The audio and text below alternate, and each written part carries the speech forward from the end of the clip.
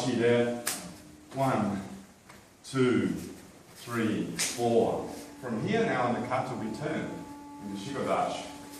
I can easily do some sort of throw coming down to complete that combination in that direction. And as a reminder, where we're about to go is 1, 2. 1, 2, 3. So that's the combination. So from here. Alright, next unique section in the kata. From here, 1, 2. These are open or closed, I'm not going to worry about the detail on that. 3. Maigeri. Yakuzuki. Kolbutsudachi. This will be an empty or a hand comes in. 1. Bump. Uppercut. Kick. Back of the head. Oizuki. Slam in. Yo! Gojushiho was formerly called Useishi in Okinawa, and is probably most trained in terms of numbers of karateka around the world in the two styles of shito-ryu and Shotokan. The kata is also nicknamed Hotaku, which means woodpecker in Shotokan. However, Shorin-ryu is another example of one of the major styles which carries the kata. These three styles possess the kata due to their heritage with Itosu Unko. However, it was Matsumura, who lived from the early 1800s to the late 1800s, who was key in the initial spread of the kata in Okinawa. In fact, some argue that he may have been the creator of it. However, its moves and even its name, as well as various bodies of research around its origins, leads one to believe that it may well have come from China. But drawing specifics beyond that would seem to be a stretch, and we'll discuss that more in a moment. Matsumura's influence was solely not on Itosu, but as the lineage chart from our website shows, he influenced many key names in the early evolution of karate. And Matsumura is considered the founder of Shurite karate, which encompasses a number of styles, including Shorin-ryu karate as a direct link, and Shurite, of course, is the backbone of Shotokan and is central to components of shito-ryu karate. Matsumura's history is probably best captured in the karate historical book Untitled, which is authored by Hanshi Sells, an 8th dan in shito-ryu, from the Mabuni family line of shito-ryu. Matsumura was also the author of the Principles of Karate text, and he was the only karateka in history to receive the honorary title of Bushi from the King of Okinawa. The meaning of Gojushiho is most often directly translated from the kanji, and that literally means 54 steps or paces, but is often cited as 54 moves or techniques. This is from one premise that an early version of the kata may have had this many techniques within it. Other interesting takes on the name stems from the fact that the movements of Gojushiho are found in the Bubishi, an ancient Chinese text on martial arts. Depending on the version of the Bubishi and its translation, the kata may have been referred to as 54 steps of the Black Tiger style. Research around the internet also suggests that the Black Tiger component, which is a northern Chinese martial art which originated in the Shandong province, exists within the kata when one considers the stance varieties, the potential claw, palm or nukete strikes, which are combined with shuffling forward steps. However, at least at a casual glance, the history and the time frame of Black Tiger Kung Fu, it does raise some questions about true links to Gojushiho and Black Tiger martial arts. A further possibility for the name stems from the significance of 54 and 108 in Buddhist-derived arts. The association is that 108 steps, which is defined in a few different ways, can be seen as a path to enlightenment. On our website, Sensei Greg Scoville has put an article together on the significance of 54 and 108 in karate and in various kata names, the links to other katas that have number-related names, such as Sei Pai. To sum up potentially along this line of thinking, Gojushiho may be based on the idea that perhaps mastery of the 54 steps will get you halfway there.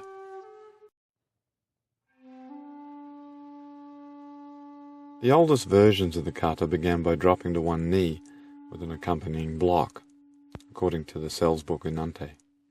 In comparison, the more modern versions, say Itosu, Mabuni, and the Funakoshi lineage, start with a standing back fist strike and associated check or block.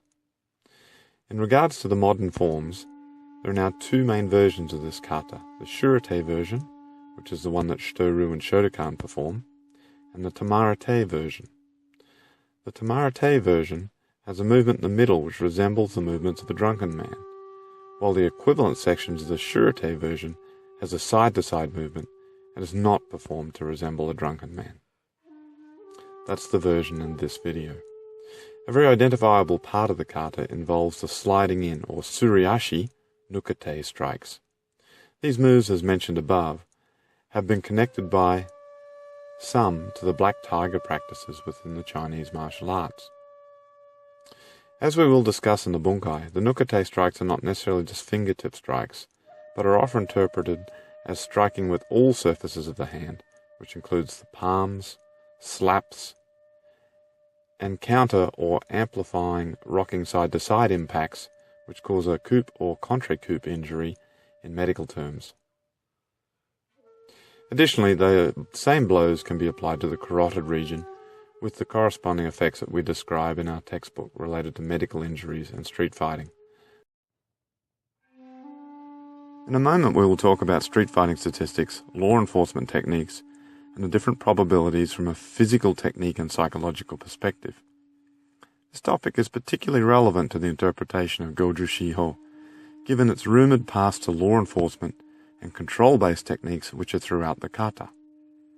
I say this as throughout the internet Gojushiho is quoted as a good example of udundi, which translates to palace hands, and refers to aikido-like throwing and locking techniques reputed to be related to martial control by guards inside castles, palaces, etc. In this video, our Ruha also contains Gojushiho bunkai, related to the underlying principles of unbalancing, grappling, and kansetsu, or joint locking. As a quick aside, Motobu-ryu, founded by Choki Motobu in 1922, also goes by the name Motobu Udundi. But before we go deeper into this topic, a little bit more on the kata's evolution.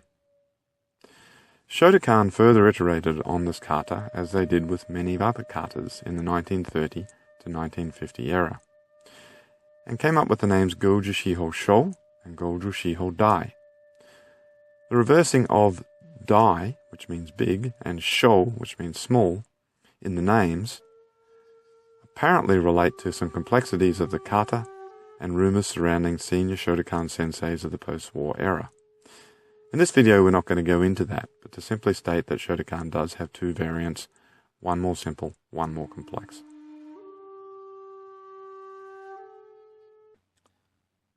Gojushiho is a surprisingly conserved kata across different styles, say compared to the Pinan series. The Shotokan version does not differ much from the shito-ryu Embassy, and within differing shito-ryu Ruha, the kata also varies little. Before we go further, it is probably worth describing my heritage in shito-ryu and the version of kata I demonstrate in this video. Although, of course, the bunkai we walk through can be applied universally, regardless of the style and the way you do the kata. I was fortunate enough to have some direct time with Sotokawa Sensei while living in Japan. Sotokawa Sensei had Mabuni Kenwa himself, the founder of shito-ryu, oversee his third dan test many decades ago. And Sotokawa instructed my first sensei, Greg Story, and then later myself directly, in our version of shito-ryu. Sotokawa Sensei's sub-style of shito-ryu, or Ruha as it may be called, was named Rembakan, and was co-run with his next in line, Iba Sensei. Ultimately, Sotokawa left the style Rembakan, which he was instrumental in founding, as did myself, around the year 2000.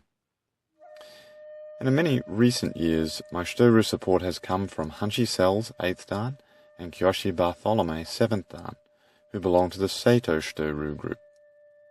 Shito-ryu is a style name that translates to pure shito-ryu, given this is a ryuha that is run by the Mabuni family still today. The version of Gojushiho I've chosen to demonstrate in this video is a tani shito-ryu line influenced, given that Uetake Sensei and that style of Rambukan, which I originally trained for 18 years, was tani shito-ryu, in addition to Mabuni influenced.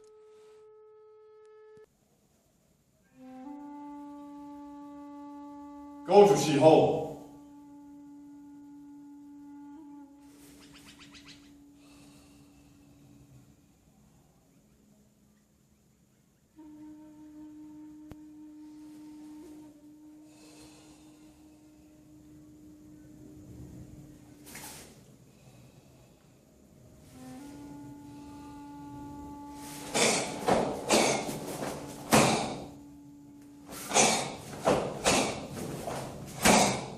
What I would like to stress in this video as an idea is talk about evidence-based practice of bunkai. And this has two attributes to it. One is creating a paradigm, and the other is then selecting techniques that are probable based on street statistics, emergency medical department statistics, and auditing UFC fights, etc. The first one, the paradigm, applies to the fact that there is male-on-male violence, law enforcement violence, which is still male-on-male typically, but bouncer police paradigms are different than male assault when it's one-on-one fighting in the street. You've got female self-defense in the street against strangers, and then a fourth example category is female domestic violence, which have different characteristics. So what one can do is pick a selection of bunkai that suits their paradigm, and then within that selection one can pick techniques that are probable in the street based on the data that's out there today from assault files, police records, emergency departments, etc. For this video, we're not going to give a single paradigm, that is male-on-male violence or law enforcement violence as an example, or female. We're actually going to give a selection of bunkai that span female violence, both domestic and stranger, law enforcement, which more often includes things like arm bars and chokes, and male-on-male violence, which does not include very often things like chokes and arm bars. Male-on-male violence is much more about impacting to the head and other common events. So what you're going to see today is a bit of a broad spectrum approach to bunkai, but it's more to raise the issue, are you aware of these spectrums and how do you apply it or think about it when you engage in bunkai? This is one of the summary images in our textbook, and while it doesn't articulate the specific statistics of violence that are throughout the text, it is to discuss the conundrum of classical karate kata sometimes having moves that clearly don't fit into the world of physical violence in a highly probable or practical way. So what we look for when we choose certain bunkai within our kata is the overlap zone between where the form matches a particular function that also sits in the set of probable statistics based on emergency department hospital data, as well as police records, etc.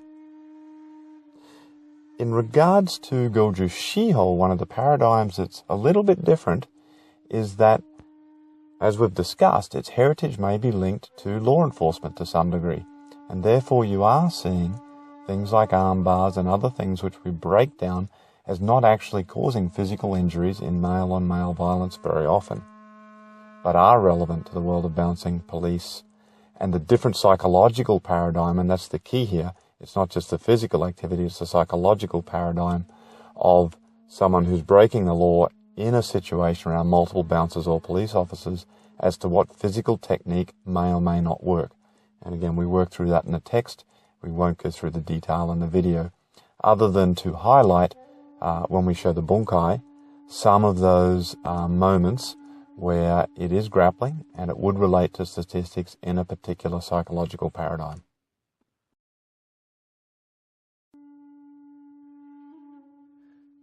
If you go back and look at some of the statements made by masters in the 1800s and some of the style founders in the early 1900s, there's numerous quotes where they state there's not one correct bunkai for a given kata move.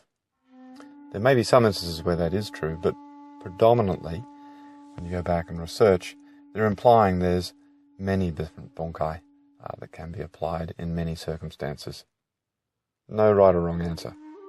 With that said though, we want to, as I described earlier, pass on the tradition or some of the knowledge within the kata that's specific to a scenario or motion.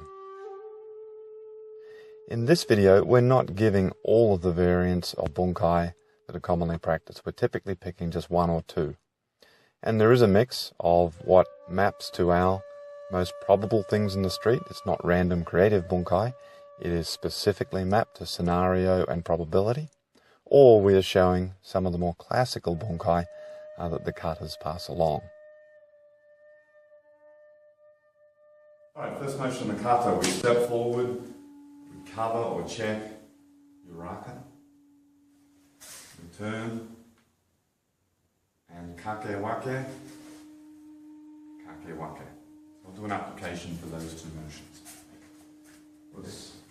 So from here, we'll go in for lapel grab right side, check, impact.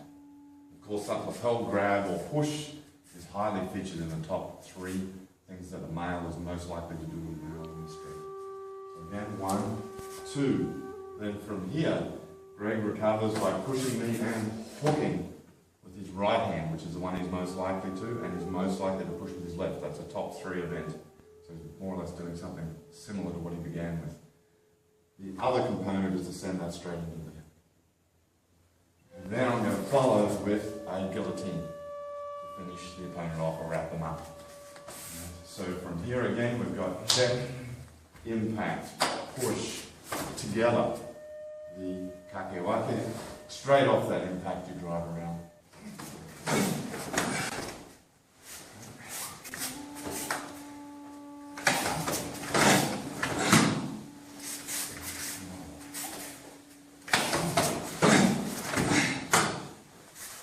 The next section in the kata from our kakewake. To watch the full-length version of this video, which includes the kata full power, step-by-step explained motions, as well as bunkai for all motions, just go through our download or DVD order process.